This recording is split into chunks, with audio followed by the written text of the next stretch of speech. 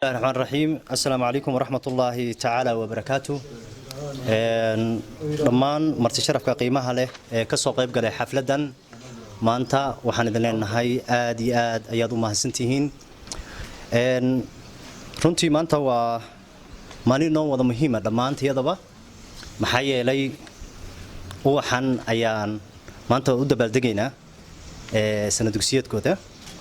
marka insha Allah taala xafladii way noo bilaabmaysaa. waxaan idin daadin doonaa anigoo Maxamed Cabdullaahi Cali. dabcan xafladu way noo furan tahay balse waxaan rabnaa inaan ku bilowno aayadaha Qur'aanka Kariimka ah. waxaan noo akhri doonaa oo xaflada inoogu furi doonaa ma noogu daahfuri doonaa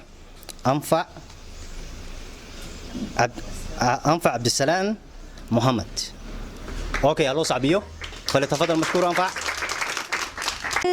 بالله من الشيطان الرجيم بسم الله الرحمن الرحيم الحمد لله رب العالمين الرحمن الرحيم مالك يوم الدين إياك نعبد وإياك نستعين اهدنا صراط المستقيم صراط الذين أنعمت عليهم غير المغضوب عليهم ولا الضالين آمين. أنفع ما شاء الله آدياد أيضا ما سنتهي codkaaga macaan ee aad noogu soo jeedisay aad noogu akhrisay suurada ugu weyn ee Quraanka ee suuratul Faatiha. ma sha Allah suurada aad u wanaagsan baad noogu furtay